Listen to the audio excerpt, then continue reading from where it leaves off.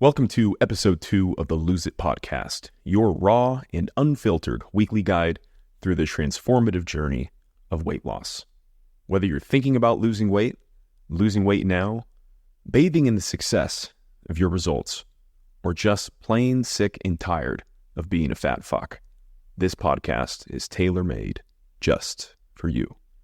I'm your host, Nick Geoppo. 5 years ago, I lost 110 pounds and have kept it off after years of yo-yo dieting and losing and gaining weight. So believe me when I tell you, I get it. Today's episode is about how to stop regaining weight after successful weight loss. If you find yourself losing weight only to gain it back in the long run, this is one I strongly recommend you pay attention to. A study from the National Library of Medicine: less than 1% of people with obesity ever get back to a healthy body weight. Out of that 1%, 85% of those that lose weight regain the weight they lost within 5 years. This means that 0.15%, or 1 out of 666 people with obesity, lose the weight and keep it off for more than 5 years. Close your eyes and imagine 666 people in a room. Out of those 666, 6 or 7 of them will ever get back to a healthy weight. Out of those 6 or 7, only 1 will stay at a healthy weight for more than 5 years. Now, how are we going to get you from being one of the 666 to being one of the 6 or 7 to being the one in the room that doesn't gain the weight back? I relate to this a lot. I gained and lost about 50 pounds every year from ages 18 to 23, so for 5 years or so. My problem was I became so addicted to losing weight. The times when I was losing weight are the times when I felt the best. They're the times when I felt the most inspired, the times when I felt the most momentum. And momentum and inspiration is contagious. It makes other people want to be around you.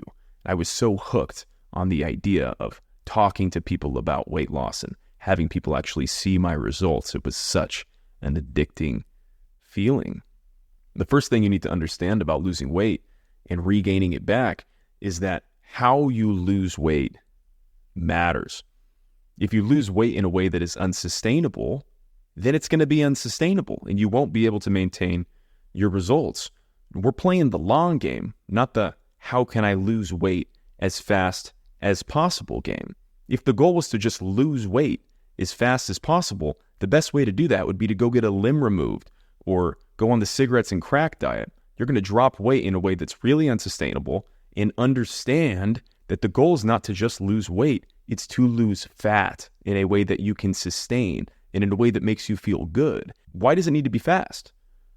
Why does it need to be easy? If getting in shape and staying in shape was easy, being in shape wouldn't mean anything. It's appealing because it's difficult. People have respect for people that take care of their bodies because most people don't take care of their bodies. The process is going to take years. There are no shortcuts.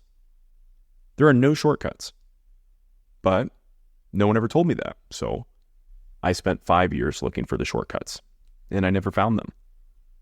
The shortcuts I see people looking for and taking today are things like weight loss pills, fat burners, or weight loss shots. Things like extreme undereating, basically just starving yourself. Signing up for 90 days of Weight Watchers. Whatever your shortcut is, get real with yourself. Stand up and look in the mirror and ask, can I do this for the rest of my life? Can I take fat burner shots or weight loss pills for the rest of my life? Can I undereat for the rest of my life? Can I be on Weight Watchers forever? Can I binge exercise forever? We're all looking for ways to cure our fat bodies. And this is the problem.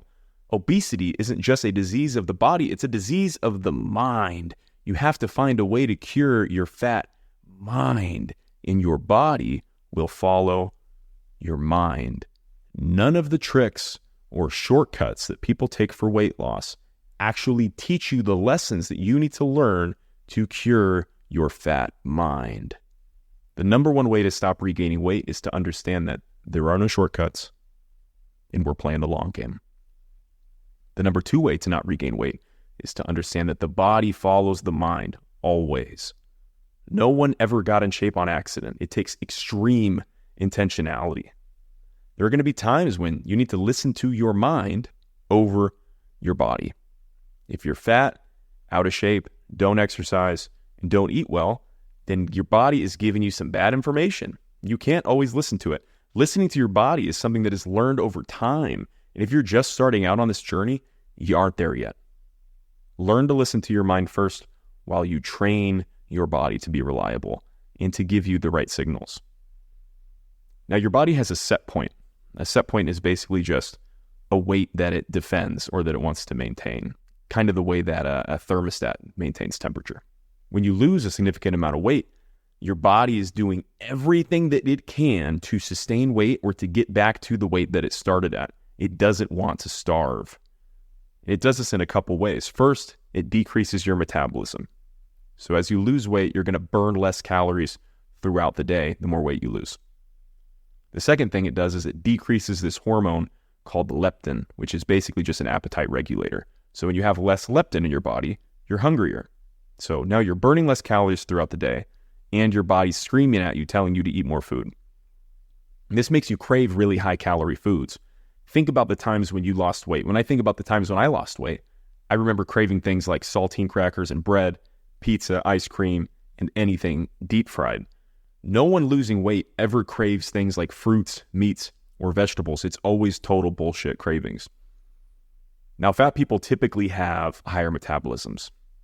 Your metabolic rate it's just the measure of how many calories you burn in a day at rest. The bigger the body, the more calories it takes to function, the more calories it takes to pump blood through your body because you have a bigger body. This is why when you lose weight, when you start losing weight, the first couple months you lose weight way faster than you do when you get further along in your journey. When I think about my first 6 months of losing weight, I lost 75 pounds in the first 6 months. But the first month I lost 21 or 22 pounds. Over time, as I started weighing significantly less, my metabolism was drastically decreasing. There was a study about the contestants on The Biggest Loser where they measured their metabolisms before and after the show. Now, before the show, the average contestant was burning 2,607 calories per day. After the show, they were burning an average of 2,000. So they saw an average of a 607 calorie decrease per day in calories burned. Now, if you've ever seen The Biggest Loser, you know that almost all of the contestants that lose weight gain the weight back plus some within a year of leaving the show. The reason they regain the weight is because they're going on these extremely low-calorie diets. Their metabolisms are drastically decreasing as they lose weight. And when they come off of the show and they go back home, they aren't adjusting their calorie intake to maintenance. Now let's go back to the idea of set point. Your set point will change over time with consistency. The key is to not undereat too drastically. You don't need to count calories forever, but it's important to understand how many calories you should be consuming per day to lose weight. Go on Google, type in weight loss calorie calculator, plug in your height and your weight and your activity level, and it's going to give you a really good starting point to figure out about how many calories you should be eating to hit whatever your goal is. If you're in a calorie deficit, which means that you're eating less calories than you're burning, you're going to feel some hunger. Now, the smaller the deficit, the less hunger you feel, the more likely you'll be able to use your mind to overcome your body's cravings. You cannot lose weight without feeling a little hungry. It is impossible to lose weight without feeling some hunger. So you have to get comfortable with listening to your mind over your body. When your body's telling you, hey, I need to eat a little bit more, but you understand because you've counted out your calories and you're intentional about what's going into your body, you understand that your body is actually getting what it needs to accomplish the goals. Listen to your mind over your body. Your body's screaming at you. Eat a loaf of bread. Your mind knows that is not the answer. Undereating is a slippery slope to eating disorders and anorexia and people starving themselves. The key is to make sure that you're eating enough food. Instead of saying, my goal is to eat 1,800 calories in a day, set a goal to eat a minimum of 1,700 and a maximum of 1,900. Have a range that guarantees you're eating enough food. Eating too little will really fuck you in the end. The voice in the back of your head saying, feed me, motherfucker, give me that loaf of bread, is going to become way too much for your mind to overcome. Listen to your mind until you know that your body is telling the truth. And this process takes time. It took me about 3 years to get to the point where I now fully trust my body, and I know that when my body is craving something, it's craving it because my body needs that food. When my body is telling me to eat, it's telling me to eat things like meat or fruit, never things like ice cream, pizza, or fried chicken. I have complete control over the foods that I crave and have for the last 1 or 2 years. It takes time. Now, you can't exist in a calorie deficit for the rest of your life. At some point, you want to maintain your results. You'll need to find a spot between eating too little and eating too much. That's called maintenance calories. Again, go use a calculator on Google and figure out what your maintenance calories are and figure out what foods fit into however many calories you should be eating in a day to maintain your weight. The third way to stop regaining weight is to stop weighing yourself every day. Your body fluctuates weight based on so many different factors. How much water you drink, how recently you went to the bathroom, how much salt you've consumed to retain water, how many hours you slept, the physical time of the day that you're weighing yourself, inaccuracies in your scale. The issue I always had was I would weigh myself every day, and then I would get discouraged if I didn't lose weight, or worse, maybe I even gained a little bit of weight on the scale day to day. So if I got to Wednesday in the week and I gained half a pound from Tuesday to Wednesday, I would go, well, shit, this week is totally lost. I'm just going to say fuck it and restart again next Monday and have a better week. So then I would get to the next Monday, and that might be the third week of the month. The same thing might happen that week. And then I would go, well, the month is kind of lost. I've really messed this month up, so I'm just going to wait until next month. And the next month would be October or November. And then I would say, well, the year is kind of lost, so I would just like the starting point of January 1st. So fuck it, for the rest of this year, we'll get back at it come January 1st. And I would do this for years of never really committing. A big part of the problem was that I was weighing myself every day. I started seeing real success and sustainable weight loss when I started weighing myself once a week instead. It's almost impossible to gain a substantial amount of fat in one day. You cannot gain 1 pound of fat in a day. It's almost impossible. So when you see the scale go up 1 or 2 pounds, you didn't gain that much fat. Keep in mind, the goal is not to lose weight. The goal is to lose fat. You cannot measure fat loss day to day. It's much more accurate and reliable to measure fat loss week to week instead. The number 4 way to stop regaining weight is to stop dieting.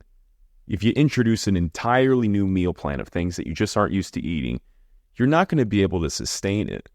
After losing weight, you'll just go back to eating the way that you were before. Now, when I was losing and gaining weight and existing in that whole yo-yo cycle of up and down, I would go from gaining weight, eating fast food every meal, every single day, to losing weight, eating only chicken and broccoli. You can still lose weight eating the foods you're eating now. Whatever it is you're eating now, I promise you can lose weight and still eat those foods. You just have to eat them in a lower quantity. So grab a piece of paper and make a T-chart.